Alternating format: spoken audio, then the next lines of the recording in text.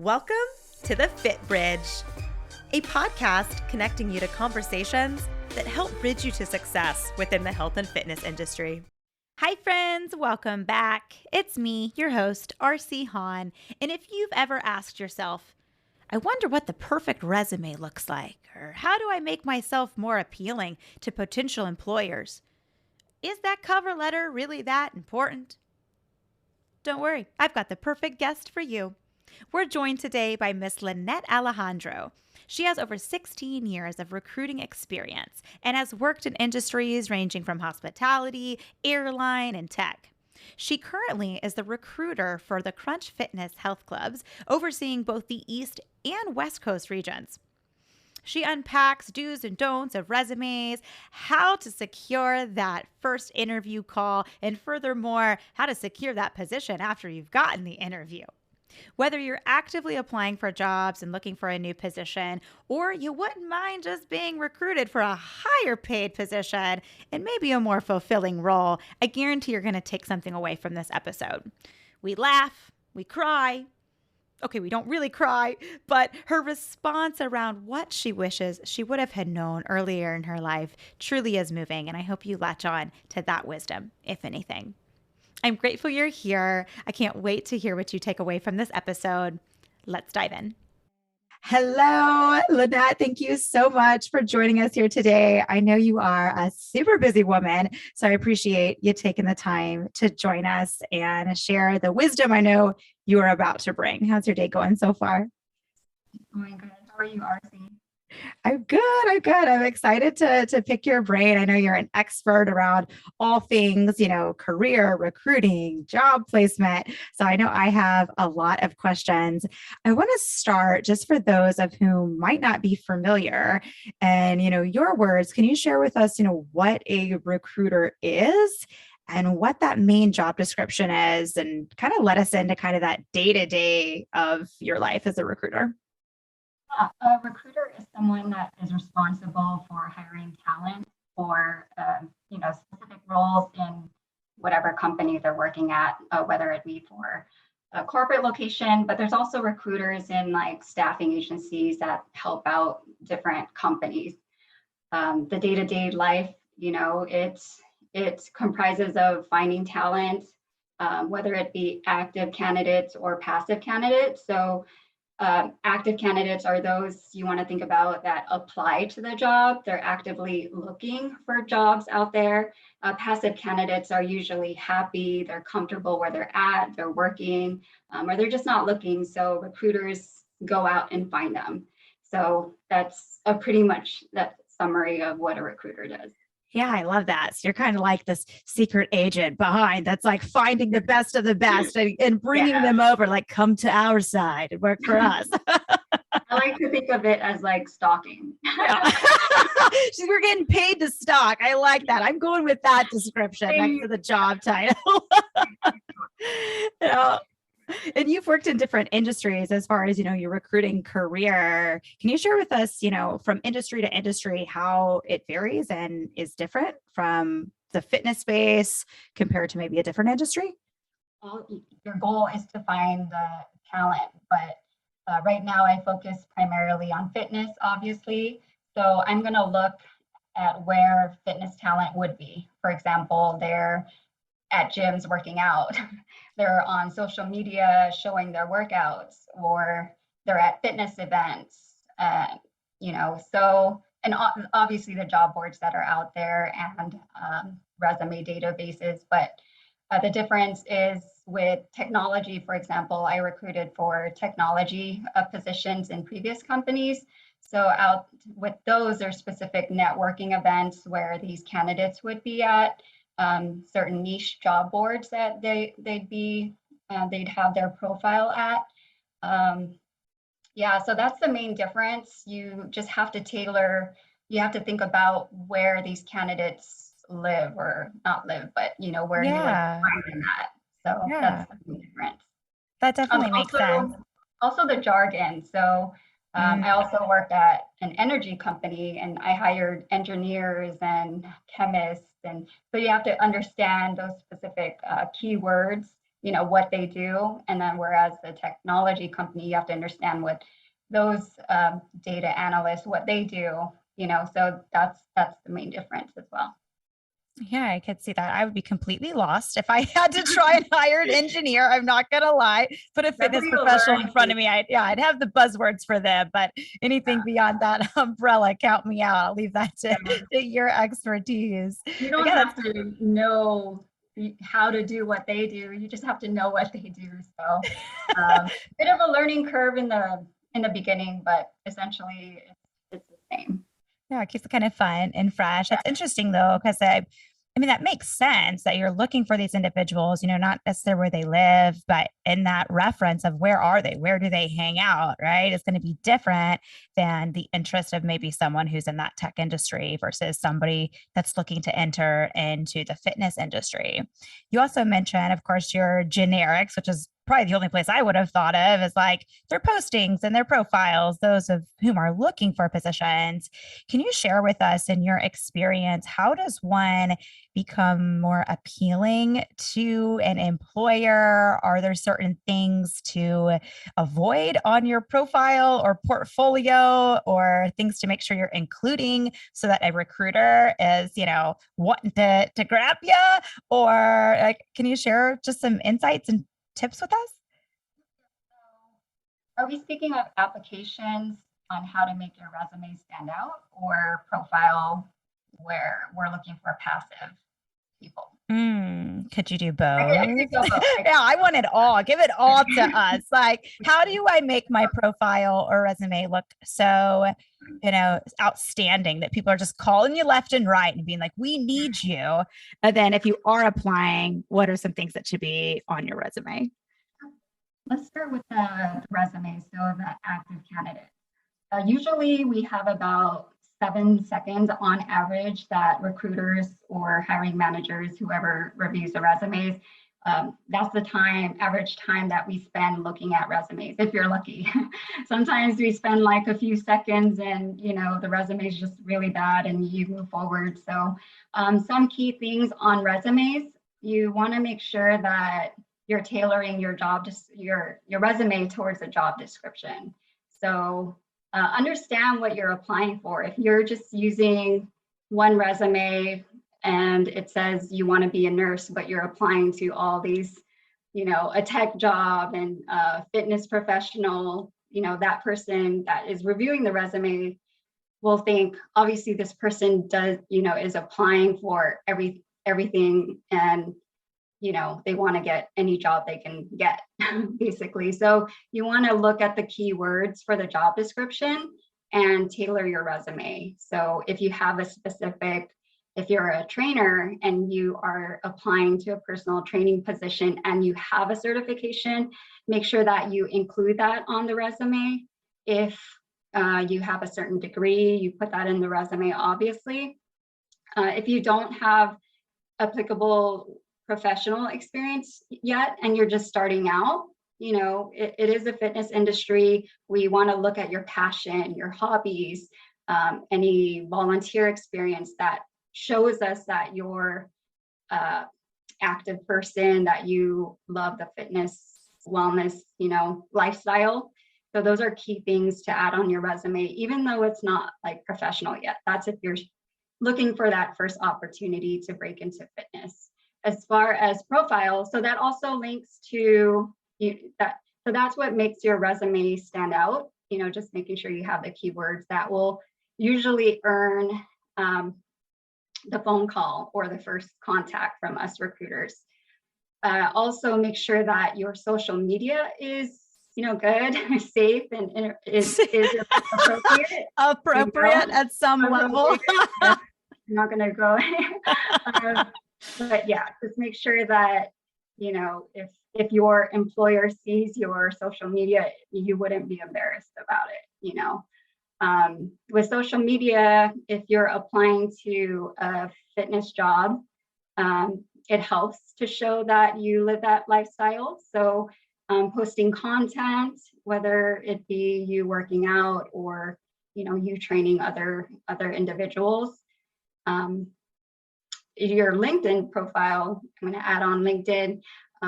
and then make sure that you do have one, because recruiters are on there. Make sure that it's complete, that it's updated, that you have your job titles and your work experience on there. Just make sure that it's updated and complete, and that you have keywords as well, because LinkedIn, although it's not, let's say you're passive, you're not really looking, recruiters are on there looking at your profiles. And the way we get on your profiles is by searching keywords. So if you're a trainer and you want to hear about job opportunities, but you're working somewhere else, for example, if you don't have it on your profile, a recruiter won't contact you because you won't come up on their search. So make sure that you have your certifications and your job titles, things like that. So Yeah, that makes sense. I'm hearing a lot of, just putting in that small additional bit of work. Like if you want a job, if you want a better position, you want to make more money, you want to, expand your career, it's going to take a little bit of effort. You can't send out that exact same resume to the exact same job position because they're not all equal.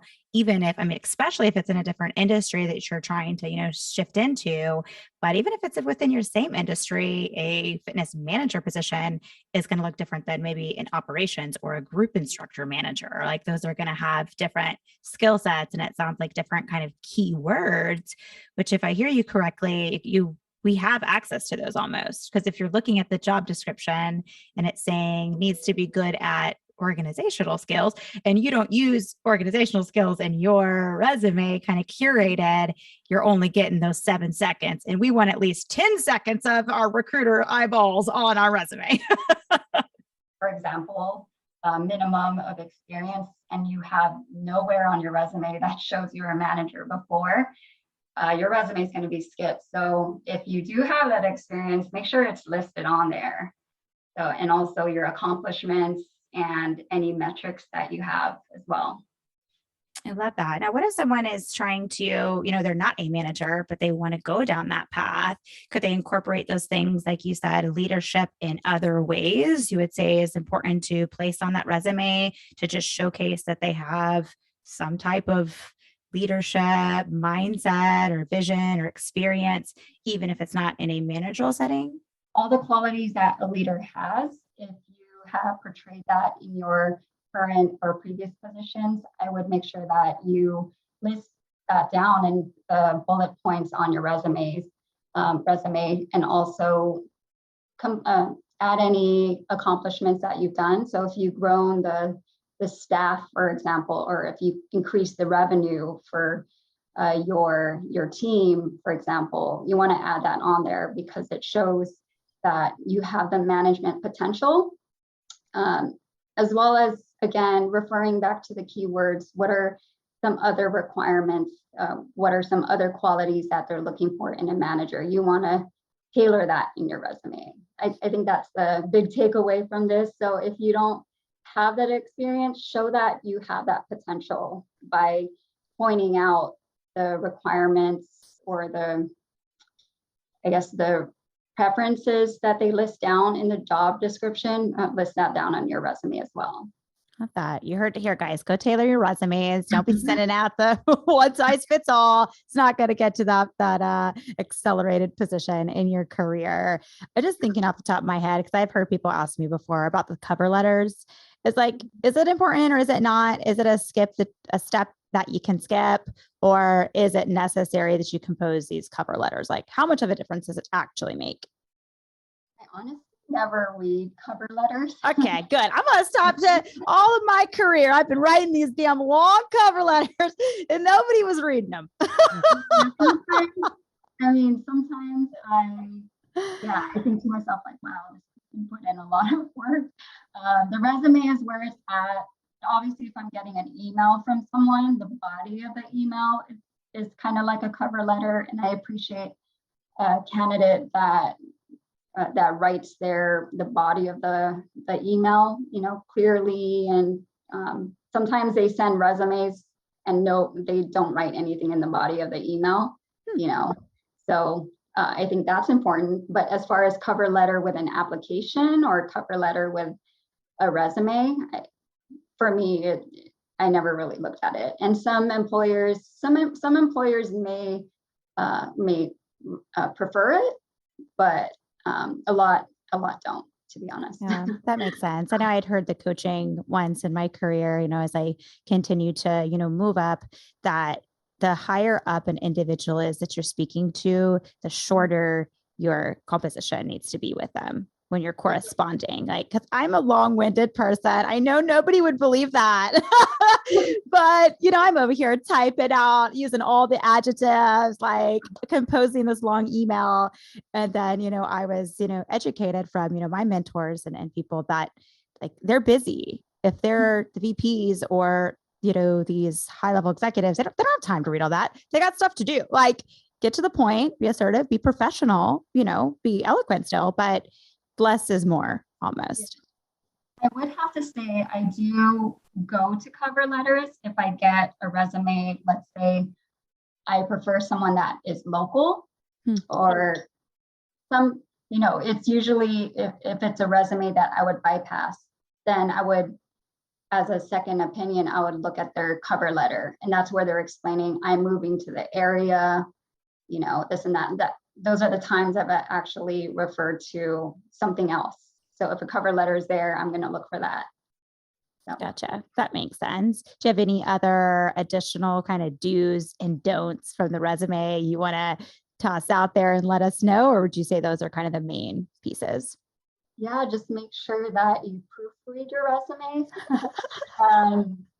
Yeah, there was one time where give us a good story. I want to know the craziest thing and you've ever read on a resume. I do it often, but the one that sticks to my head is one resume that said, insert your title here.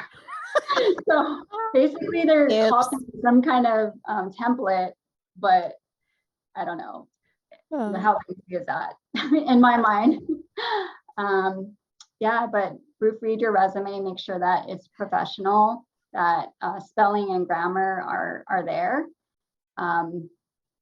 It shows a lot, even like in a training position, if you're looking for that. I refer to that a lot because that's a lot of what I do right now. I hire a lot of trainers.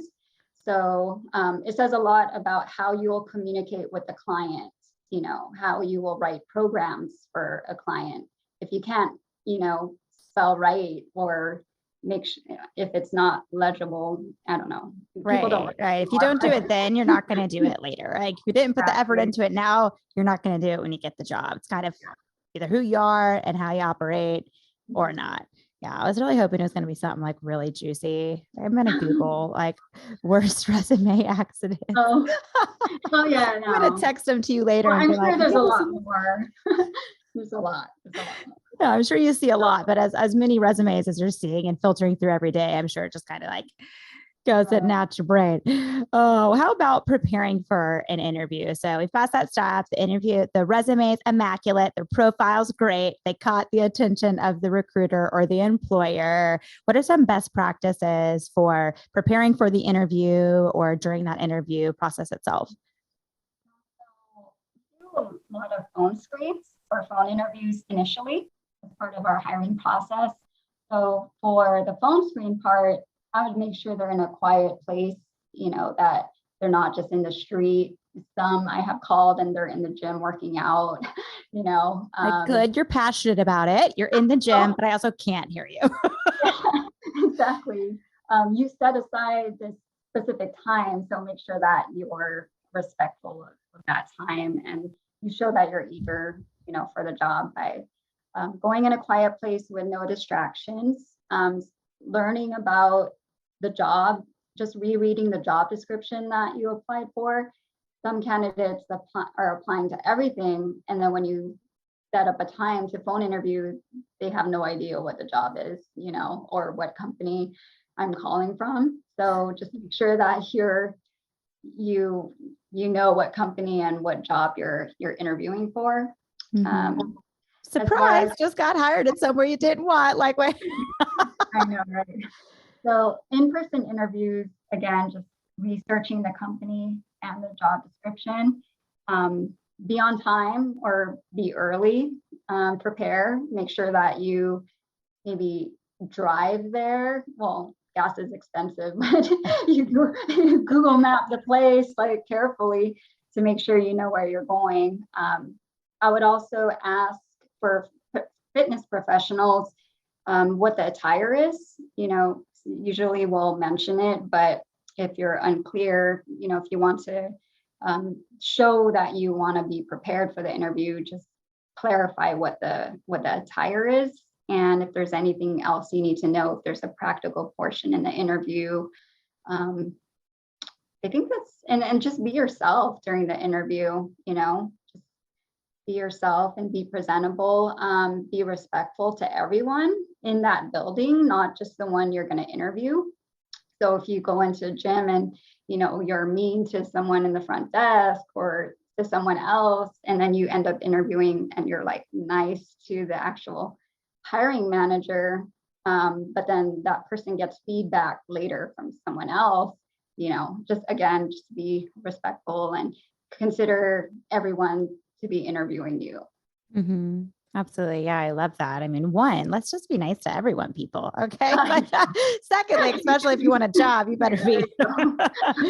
Yeah. And I love that you asked or mentioned as well, ask those questions of how to prepare yourself, right? If the recruiter or the hiring manager that calls you doesn't mention what to wear or that there's going to be a practical, on the floor assessment or something, like, it's your responsibility as the applicant to say, hey, what can I bring or what should I be prepared for? Like, I've worked in lots of different health clubs and that interview process is very different. Like, we had trainers that it was an automatic no if they didn't show up in business professional, but they didn't know that, that was our standard. And they're thinking, oh, I need to show up in my sweats because I'm a trainer. Like, yes, technically once you're hired, you're in sweats, but our brand standard was we expect you to be in business professional attire. So it's like if they miss that mark or somewhere, or, and it's different per every brand and even per what every manager might want to see, whom you're working for. So asking those questions or, trainers not being, well, first of all, let's just talk about this. If you're a personal trainer, you're not expecting even relevantly to maybe have to take someone through like any form of assessment or mock training session. I mean, come on, trainers. Like, let's be real. I've had people like, oh, I'm not ready. And do you have to get ready to do what you're going to do every single day? Like, can you not even pretend that you know how to train, like, and pretend to give me cues and like regress or progress this exercise? I guess it goes back to know what you're applying for or just being transparent. And that this is my first personal training job. I've actually never had a client before, but I have a certification and I'm going to do my best to progress and regress this simulated training session. Like, just having that line of communication, but just showing up like, probably won't go well for you. I want to hear your insight since you're right in the thick of it with all of this employment, and we've been going through, I guess, what are they calling the Great Resignation, or I think that's the term they're using. Like, how has the pandemic changed employment? The process that goes through that, the interview process, and just this recruiting and hiring space in general. Yeah, process is very similar. Well, speaking from my company, the process has been similar to prior, but if there are times where video is needed, we'll utilize that. But we still do the similar hiring process. In terms of the effects of the Great Resignation, a lot of people, especially in the beginning, a lot of people were uncomfortable to get back into the gym because of the obvious reasons, the COVID, the pandemic. And some were used to that unemployment check and didn't want to work yet. Yeah, sorry, you will have to go back to work eventually, people. Yeah, I'm not sure where we stand with that. I think they took that out, right? I'm the wrong person to ask. Yeah. But as far as several of our areas required a vaccination as well. So some were uncomfortable with getting vaccinated. We were just following the mandates that were given to us. So we want to be sure that we abide by that. So we had a little bit of a hiccup there. Yeah, those are the main things that I can think of. But the positive thing that kind of came out of it, I mean, there's nothing really positive about, but yeah, I'm the silver lining person. I'm with you. Yeah. I have a lot of positives that came out of the pandemic. So Yeah. let me know yours. Well, in regards to this, a lot of people have shifted their priorities towards health and fitness because of the pandemic. They are more aware how people should live a healthier and healthier life. So some people have switched careers to fitness because they found a passion. Sometimes for some of them for themselves. Some of them went through a transformation story with themselves during the pandemic because they had time to work out. But some just was working a desk job and they wanted to focus more on training and helping other people. So those are the kind of the positives that I've seen from this time. Yeah, I'd agree that I've seen that similar trend as well. And I love it. And I want to say, anyone out there, we welcome you open arms to come and be in our industry. It's really rewarding and really fun. So I support you joining us. Come on to this side. Lynnette's out there trying to recruit you. Listen to her. We want you here. It's great. Oh, I want to take a second to talk about the 3 words, our fiber foundations that you brought to the episode today.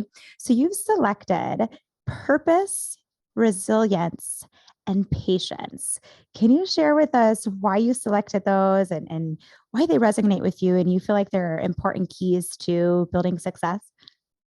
Yeah, I think in anything that you do in life, purpose just makes everything easier, especially from the day to day when you encounter hard things. It just makes it a lot more rewarding to keep going when you have a purpose that drives you. In terms of resilience, kind of the same thing. It's obvious we're going to go through obstacles and trials and hard times, and sometimes work isn't easy. We'll get a lot of no's depending on what we do, a lot of rejections, or just in life in general. We'll have times where we're sad, we're depressed, we're just going through things. But if we just remain, if we keep complaining and we don't change and we don't pick ourselves back up and move forward, we're just going to stay stagnant and, just stay there, and it'll just make life harder for ourselves. I call that life is lifing. When people said they're like having a bad day, I'm like, oh, that life's really lifing, isn't it? Like it's going to happen. Like you said, those moments are going to be there. Like life is not perfect and rainbows and butterflies all the time, whether it's your job or your personal life, but that resilience is such a huge piece. So I love that you brought that word to the table because I think that is a big pillar of success, both personally and professionally. Exactly. And then patience, it's similar to that, despite everything, every negative encounter that you have, you just have to keep doing your job. You have to keep a positive note, stay true to yourself and stay patient and know that tough times don't last. I sound like a little quote book. I love it. I'm pulling quotes. We got all sorts of content coming from you, Lynnette. We got that's a post. Keep on keeping on. Yeah. I do have a favorite quote though. It's like, tough times don't last, tough people do. No, I believe it's Will Smith's quote. The one about here, I wrote it. I'm going to find it now, right? We need this quote. I'm hanging on by the edge of the microphone here. I need this quote, Lynnette. I got it. You don't try to build a wall. You don't set out to build a wall. You don't say, I'm going to build the biggest, baddest, greatest wall that's ever been built.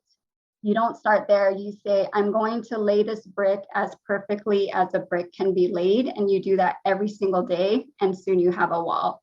So sometimes you have to look, sometimes you just have to do the things that are in front of you instead of being so fixated on this big goal or, Yeah. You just have to be patient and lay the brick as perfectly as you can. I think of that when I do cardio or Think of that when I just wake up in the morning. I'm like, just put one foot on the ground. You got this. Okay, another foot. Great. We ate breakfast. I'm celebrating. We're really crushing the day. One thing at a time. Yeah. Otherwise, you just get in this anxious mindset and everything seems so overwhelming and so far away, these goals or objectives or anything, that it's just like, take that breath. I love that quote. Just like one brick at a time. One brick, one brick, one brick. And then the next thing you know, you look up and you're like, whoa, cool, a whole wall. Like I did that. But it doesn't happen if you don't just put down that one brick. Yeah. Beautiful. I love that quote.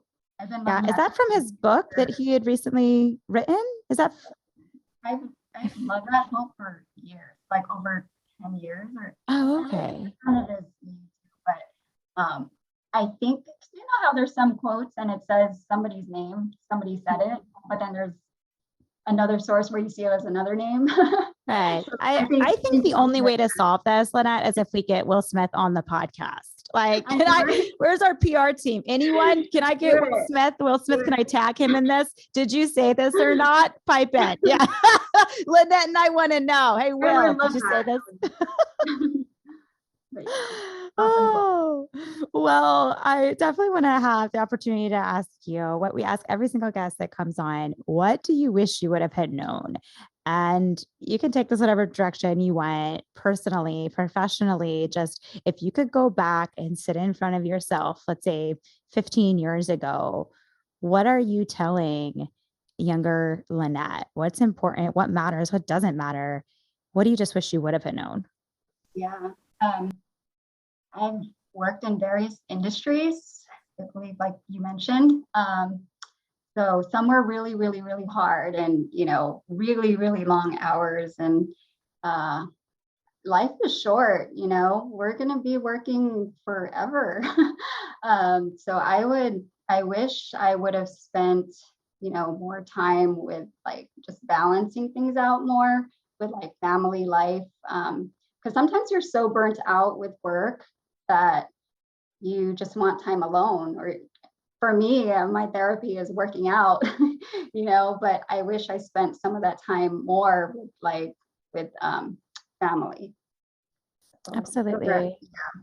Absolutely. Burnout is real. And especially in, positions, such as ours, where we have such high interaction, human interaction on the daily, that I find that very common with, individuals that within our industry, that sometimes you get home and you're just so burnt out from talking to people all day long. You've overworked yourself, overexerted yourself.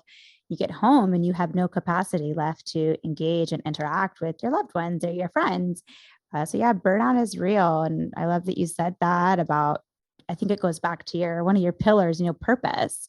If you find a job or a career that you love and you find fulfilling, and even if you work a lot of hours, maybe it doesn't seem as burnt out, but yeah, I mean, if we're going to get stuck in this monopoly game of having to work for the rest of our lives, let's try and make it something that you find passion in, that you enjoy. And yeah, take that time for yourself, because you don't get time back. Life is short. So I love that whole summary. You just tied everything together. I think I'm going to cry. So if you do something, I'm just happy being in the fitness industry. I have that time. I feel more fulfilled, and what I do is very meaningful. We're changing people's lives, so I just love it. Yeah, it's definitely rewarding. You hire on that new trainer that like you feel like you played your part. You're like, I hired that trainer, and because I hired that trainer is going to train people and they're going to change lives and they're going to save somebody's life. Like, it's a really, really neat industry to be in. Yeah, you definitely fall asleep, but it can be physically exhausting and demanding, but you also fall asleep at night working in the fitness industry, knowing that whether you had the privilege of seeing it firsthand or not, that somebody's life, is better in the world. Yeah.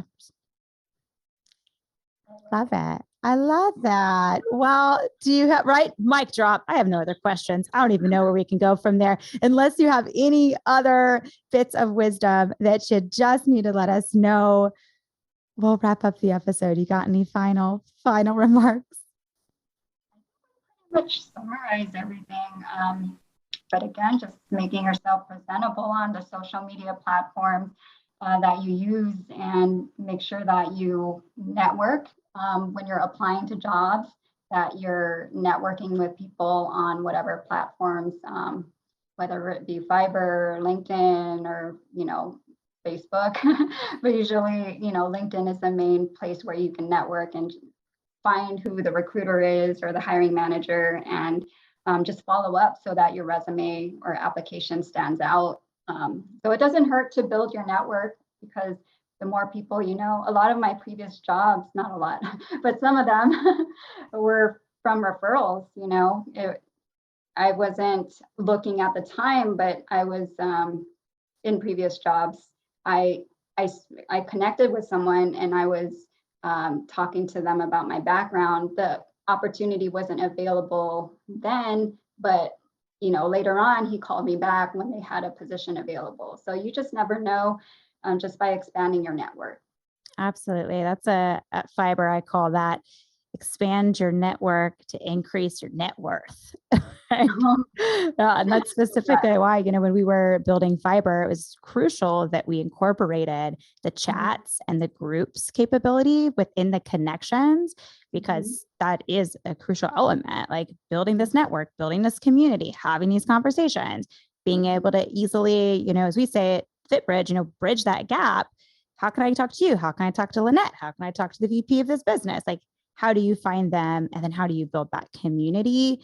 Because especially in our industry, like you said, I think in any industry really, but very specifically the fitness industry is very community based, because we work with people. Like, no matter what role you're in within our industry, it's a people business. So I love that. Well, can people go and find you and be your friend on Fiverr? Can they go follow you and be your friend? Because we know you've got all the plugs for the insight and ask you some more questions. Love that you said that. Anything else? Dwindling. Oh, I was thinking of something. People with your voicemails. Do you ever get someone that's voicemail and you tried to call them? It's like not set up professionally in any manner. Yeah, that doesn't good.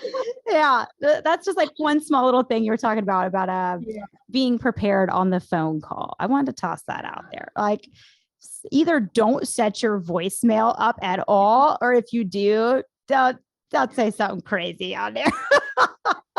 Just leave the voicemail. Right, the automated one, the generic. Yeah.